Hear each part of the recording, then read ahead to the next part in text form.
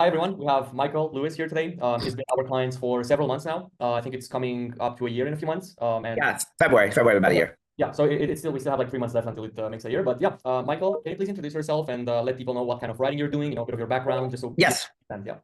Absolutely. Hi, Dennis. Thank you. So my name is Michael J. Lewis. I have been a journalist for about 30 years now. My background is newspaper journalism. I worked for several different newspapers and magazines in my career after graduating college in 1997, and was a journalist and full-timer for about 15 years. And then 2011, I left the business as newspapers were downsizing and jobs were being eliminated, and became a teacher for a couple of years, and now basically have been a freelancer, and now have been doing ghostwriting. I do ghostwriting books with freelanceclients.com, and I've had some success, and I'm very happy to be doing that. And that's my main business right now is ghostwriting and working with books. I've got one book coming out, knock on wood, finally in about December. It's been delayed, and I'm in the middle of working on two other projects right now, thanks to freelanceclients.com. Nice. And can we just clarify for the people? You're doing mostly memoirs and these kinds of books, Yes. right? Yes. The one that's coming out in a couple of weeks is a memoir. I've got another one that I've just started, which is the client sees it actually as a series of books, which again, I hope he's right, but mostly a memoir of his time and his crazy adventures he had in Eastern Europe right after the Soviet Union broke up. Then another one will be sort of like a tax financial guide, not really a memoir. The one I'm about to start is more of a tax financial guide, investing for dummies kind of thing, where you're explaining a lot of the complicated tax things, tax laws and processes that you go through when you're doing your taxes in America, and making it simplified for people. So a little bit of different. Each book has been a little different, which is good. Yeah. It's always good to have variety, right? Because otherwise, Yes. I think it becomes boring to do the same thing over and over again. So, Yes. I don't know. Telling my wife that might be different, but yeah, okay. So, Michael, like if we look at the whole experience working with us, from Yes, getting supported, generating leads, communication, sales, like how would you describe your overall experience working with us?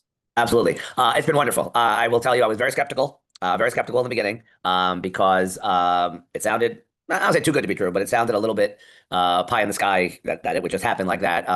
And so I was very thorough in finding out about freelanceclients.com. I talked to some of the people who had been involved in it. I had many meetings with Sebastian, your intake guy, and I was very skeptical. But my skepticism started to erode and fade away as I got more and more into it. And the training process is very thorough. I will tell people that it is definitely a process to training. There's a lot of steps, and Dennis and you and your team have been very good about not giving you all the steps at once, that it's, okay, do this, and then you've done that, now you do this, and okay, you've done that, now you do that. And it's been very smooth. The only issue we had was the onboard specialist that they had trained and hired for me left after maybe a month, maybe 6 weeks or so. And very quickly, within, I think it was a day or two, there was a new one onboarded and ready to hit the ground running. And that's been great. No, I've had many meetings. I probably had 30 or 40 meetings probably in about 6 or 7 months. I started in February, but I didn't really get ramped up until the spring, because Yeah. the process of getting onboarded and the process of training and getting Trello board and all the different things set up is a lot of stuff that I didn't know about. As a journalist, I had no business acumen at all in terms of setting all this stuff up and making myself a personal business. That was the biggest thing, Dennis, to get used to, was thinking of myself as a brand, as a business, as Michael J. Lewis, and not just writer for hire who does this job, I do that job, but acting, teaching myself and reprogramming my brain to think that I am a business and I've got to treat myself as a business. So that took a little while to get used to. But I mean, from the spring to now, I've had, 35, 40 meetings, probably a lot of leads, a couple of deals that looked like they were going to happen that didn't, and then a couple of deals that absolutely did. So working on two projects right now, and certainly have made back my investment that I made. And my skepticism is quickly, and I have nothing but good things to say about FC.com and the onboard specialist and the team getting me going. So been very happy with the experience. Cool. Yeah, I appreciate your kind words, and I'm happy that everything was streamlined for you. And the thing that I heard there, which I speak to a lot of people about, is exactly what you said, like transitioning from being a writer for hire to being your own business, right? So how does it feel now that you made the transition? Like, do you feel different? Like what? Yeah. The difference? Yeah, it's getting easier. I mean, at the meetings, the first few meetings, it was very strange and very unusual to sort of pitch myself and be a salesman for myself. The only experience I'd had with that as a freelancer is a very limited, can I do this for you? I'd like to write this story. I'd like to cover this game. I'd like to do this project. It's been very individualized, like a specific goal, and I would like to cover this. Will you let me? Boom, you say yes. Okay, you'll pay me this amount of money. I go do it, and that's the end of our relationship. I mean, then we have something else, hopefully, that works, but it's always very individualized. This is all long-term, and I had to learn to speak about long-term and 6 months from now, a year from now, and these are the projects we're going on. And my first few meetings, it was very difficult for me to get into that headspace, and that's where you and the coaching has come in a little bit, and how to push and try to, persuade, maybe more than push, persuade people about what you're doing. It definitely helps that I have a journalism background, I think, Dennis, in the sense of I'm used to talking to people who I don't know.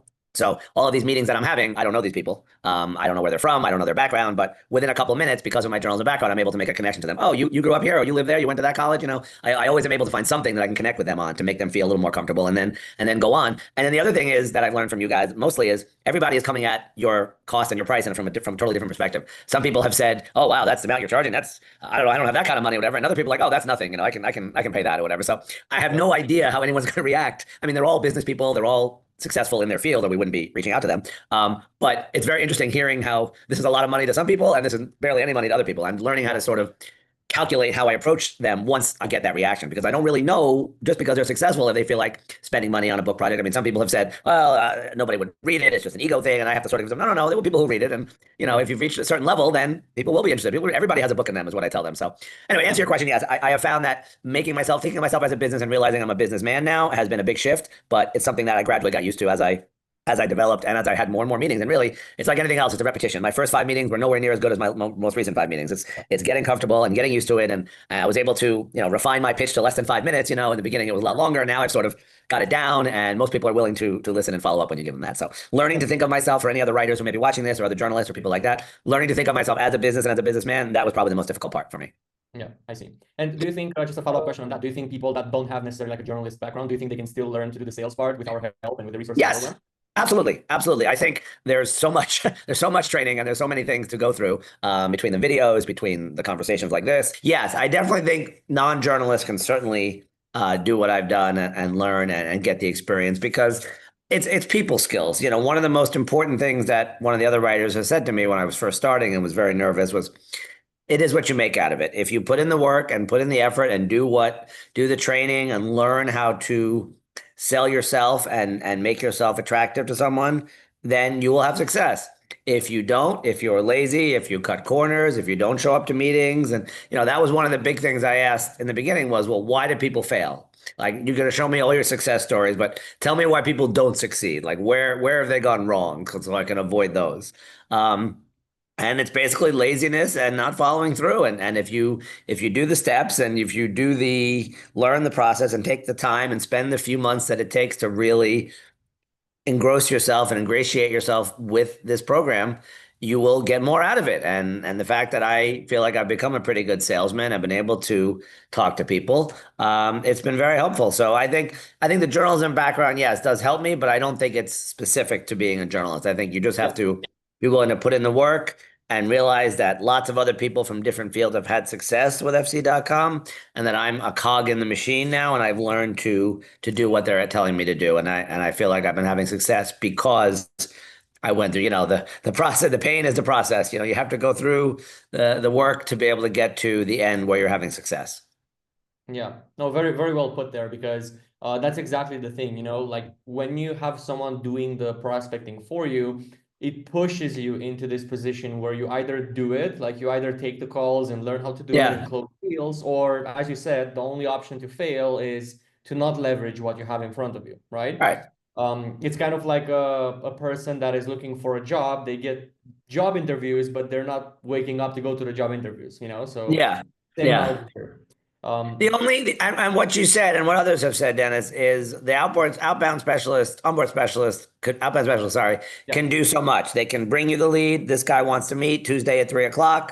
You then have to take over. So just to clear up any misconception about it, the onboard specialist is not booking the deal for you. You are basically the person who has to close.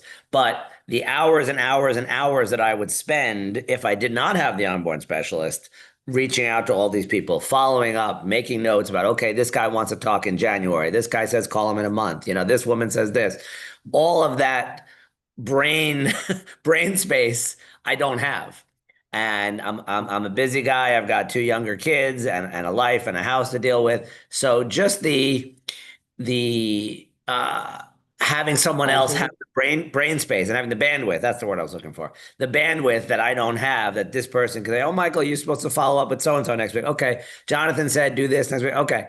Like, having someone to do that and keep me on track is an enormous value for whatever I'm spending. The value of having someone keep me on track and reminding me this, and this, and bringing these client leads to me is incalculable, and that is a service that is valuable. If nothing else, I got from freelanceclients.com, just having that has been a huge help. Yeah, appreciate it for the way you're putting it, right? Because that's literally the core of what we do is we do it for people instead of teaching you how to do it for 5 hours a day. As you said, there's still things to learn in the process, but Yeah. you're not gonna have to be the one spending 4 hours a day doing the nitty-gritty Right. work. Right. Michael, I also want to go back a few pages to Yeah. skepticism, right? Because obviously that's Yes. a big factor people are looking for when watching these interviews. I'm pretty sure Yep. there's people now that were in your position. And Yep. I understand that everyone is skeptical. I am skeptical myself. What I Mm-hmm. want to understand is before you signed up, before you saw like what's happening inside the program, Mm-hmm. what made you go over that skepticism? What made you push that away and actually take the leap of faith to join and see how this thing would go for you?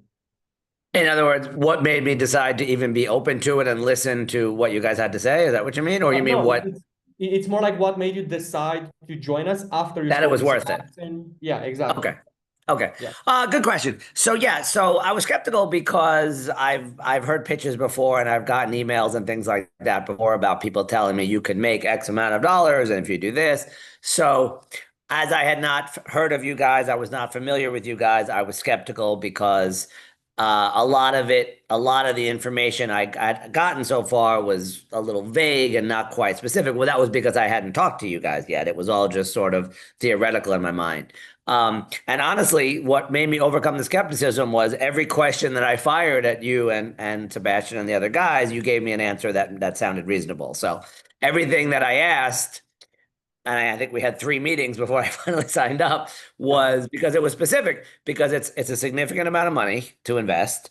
And I wanted to make sure that if I'm putting in this money, that this is what I can expect back. And so because it's not a free program, it's not something that you're just getting out of the goodness of your heart. You guys are business people. So what made me overcome the skepticism was even up to the end of the process, I was like, okay, well, if I get one deal out of this, then it's good that I paid for it with the investment. Basically, my goal was to pay for the investment, like to make enough to pay for the. So as long as I do that, it's fine. But what made me overcome it was very quickly into starting. I was having meetings, like from when we were able to really say, okay, take the training wheels off, Michael, you're good to go, and boom, we're going to start. Within a week to 10 days, I was having meetings. And I actually thought I had a deal off basically the first meeting I had, which I knew was amazing, 1 in a million. It didn't work out, but it was close. Yeah, I So remember. my skepticism was overcome, Dennis, because number one, all the questions I was asking were answered properly. There was not obfuscation. There was not, well, I'll figure that out, or we'll talk about that later.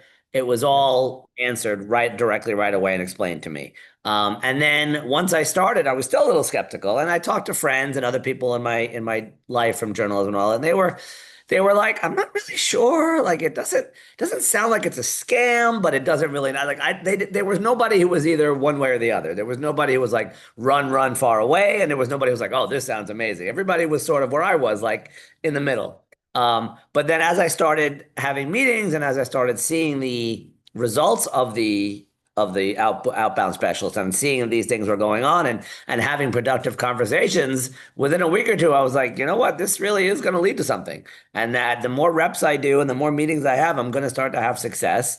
And I did have success. I had two deals done within a couple of months, and I'm working on those books now. And I'm seeing now if I haven't booking now, it's for okay, I'll work with you in 6 months. You know, I mean, I'm working ahead now where I'm not desperate to say, oh, I gotta do something. So what overcame my skepticism was seeing the results and also having all of my questions answered, because I had a lot of questions. I'm a journalist. I'm naturally curious. And this was a whole brand new thing for me. I had no knowledge of any of this business that you guys do. So getting my questions answered and the speed with which I started to see what the results and what the output was going to look like is what helped me overcome that skepticism. I would say those are the two things that were most important. Nice. Yeah. So basically transparency and communication and also like Mhm. speed of seeing results once you got inside, right? Yeah, And I'm glad you and mentioned even if it growth. wasn't a deal, I could tell that this was leading to things. Yeah. Yeah, of course, because ultimately, like as you said, the scenario of you closing a deal in the first week or something like that is like Yeah, unicorn. It can happen, but yeah, it's very, very rare.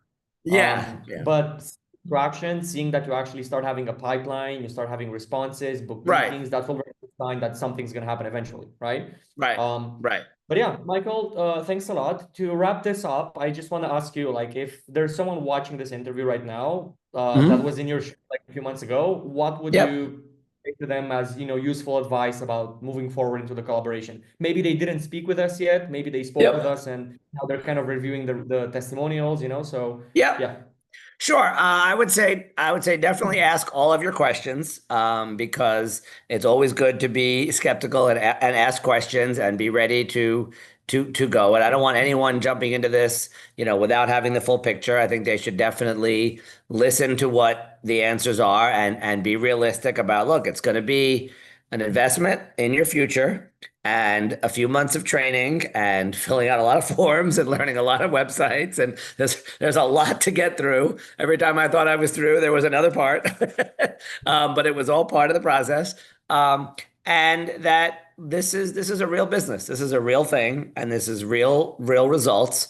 And someone like me, who was naturally skeptical, overcame that because I saw this is real. And Dennis has helped hundreds of writers so far now, and I'm one of them. And I'm very grateful that I now have I want to say guaranteed, but I have a pretty solid future career path that I can keep doing this for 20 years, 25 years or whatever now as a journalist, as a writer. We all know how difficult the writing game is and how getting paid as a writer is not easy these days. So I can easily see now how this investment is going to pay off for years and years and years to come. So I would say it's totally understandable to be skeptical. I was very skeptical. I would say to anyone curious about it, ask all the questions you want before you commit. Ask as many questions as you have. I'm sure Dennis has heard those questions, if not from me, from other people. Yeah. And it's been worthwhile, and they know what they're doing here at FC.com. And I would say that if it's something where you have the time and the initiative to put into it what they're asking you to, you will have results. Okay, awesome. Well, thanks a lot, Michael. Thank you for your time and for your response, obviously, and feedback. And Absolutely. I hope that we can start booking people out for like 2 years in the future. Yeah. Yeah. So far, so good. I mean, it's been going well so far, and again, you're gonna get some people who are not interested. There's always gonna be a few who are, send nasty messages back, but the overwhelming majority of meetings that I've had have been positive and people are very interested, and it's just holding their hand sometimes and getting them to the finish line. Yeah, there's always going to be some bad apples, but that Yes, doesn't have to distract you from the good, tasty, juicy exactly. apple in the tree, right? So Exactly. Exactly.